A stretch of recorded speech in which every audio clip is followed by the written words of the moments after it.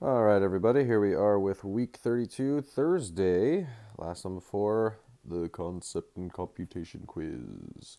We have two questions, and again, not really sure where they're coming up with two. So, if you're watching this, just pick one, because R cannot be the same thing on both of these. It can't be 9R equals 72 and 9R plus 9 equals 72, because these two terms are equal, and then you have a plus 9. So if this one r is a value that equals 72 when multiplied by 9, then this would be 72 plus 9. Does that make sense? So I'm just gonna scratch this one out, and we're gonna say that r has to be equal to 8. Otherwise, if you did the second one, which you're more than welcome to do the second one instead, it's going to have to be 60, r would be 7, because 9 times r would be 63 after you subtract the 9 to get rid of it and make 72 minus 9 to keep the equation balanced. So I'm sorry, I don't know why they're doing that. Maybe there's something I don't know about this, but r cannot be the same value if you have two separate problems with an equal term in them, and then you add something else. All right, so 3v divided by 6, though, this is possible. Let's do times 6. That's the opposite of divided by 6, and that will cancel this out. But we also have to do 10 times 6. So now we have 3v equals 60. So now we can just divide by 3, so v has to equal 20. Okay, so number 3, 3 1/4 bins of oatmeal is one batch of cookies. You use 6 1/2. Maybe you recognize, well, 6 is twice of 3 and 1/2 is twice of a fourth. So we made two batches. So, I mean, picture method wise, you can draw one batch being 3 1/4, and you could cut it up into quarters and say it's 13 quarters.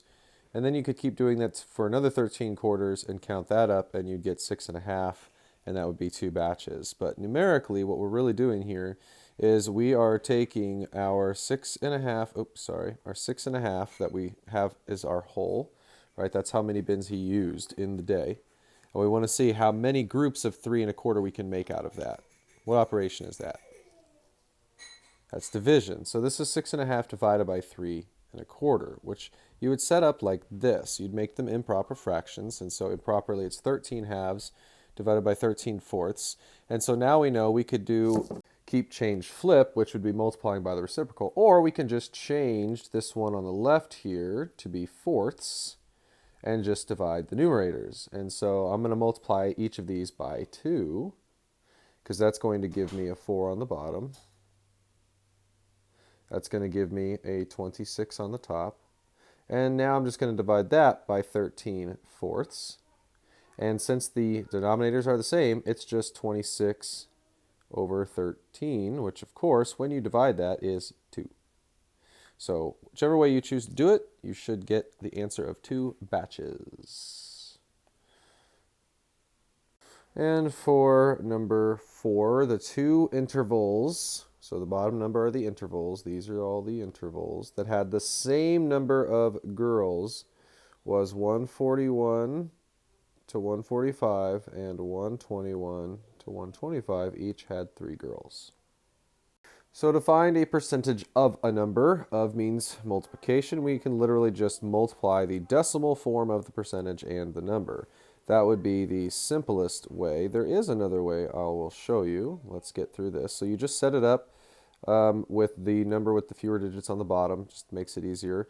And then you multiply. Your 6 times 6 is 36. 24 plus 3 is 27, and 12 plus 2 is 14. Then you drop your 0 as if it's just 36, not 0.36 or 36 hundredths. 3 times 6 is 18.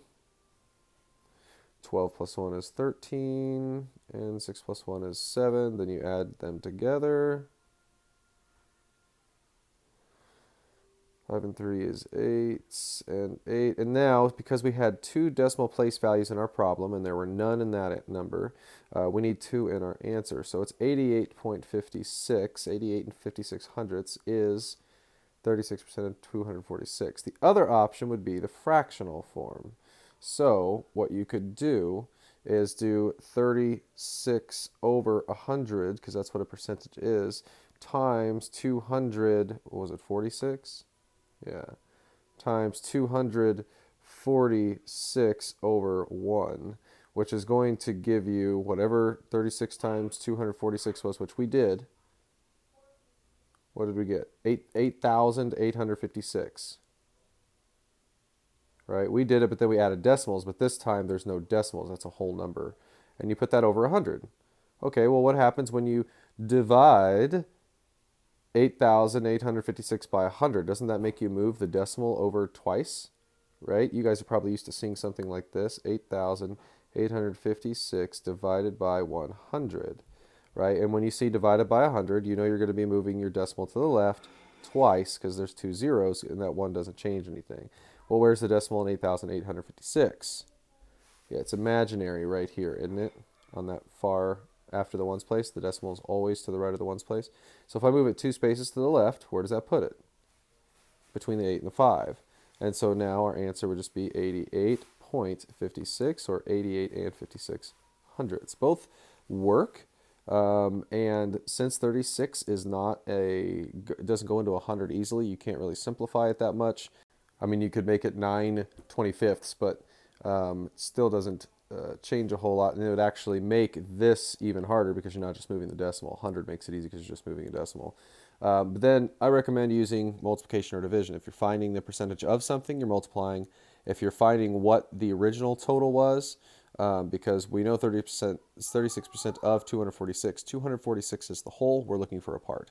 So multiplying by a decimal gets you smaller, and that would be our part. If we're looking for the total, we'd be dividing by the decimal form of the percentage. The other option, of course, is to always write the percentage as itself over 100. And if it's a simple one like 25% or 50% where you can use a half or a fourth, well, that's going to make life a lot easier because then you can just do that in your head. So here we go.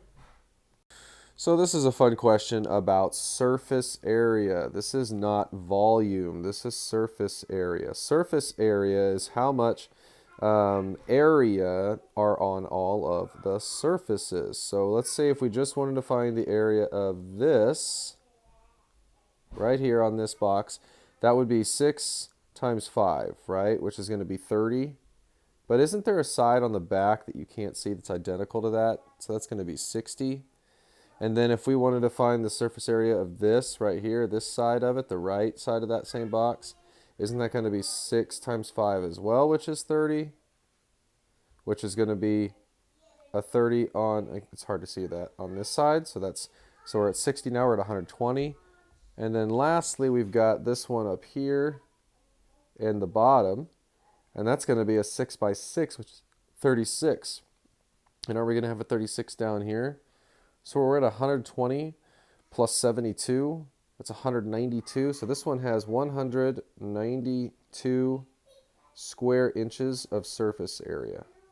So that's what surface area looks like by drawing it out. But it also has a formula, right? Surface area is just going to be 2 sets of length times width plus 2 sets of the length times the height plus 2 sets of the width and the height.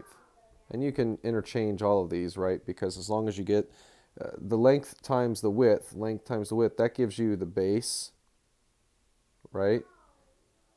And then the length and the height, that would be this and this. That gives you the front and the back, and this is base and bottom, base and top, right? And then the width times the height, this is the width, right? And then this is the height, that'd be the right and the left. So the left and the right. And so that covers all of your sides, and you can just plug them into that surface area formula. Okay, so let's go ahead and do the rest of them. And one more thing to note, this right here is a cube.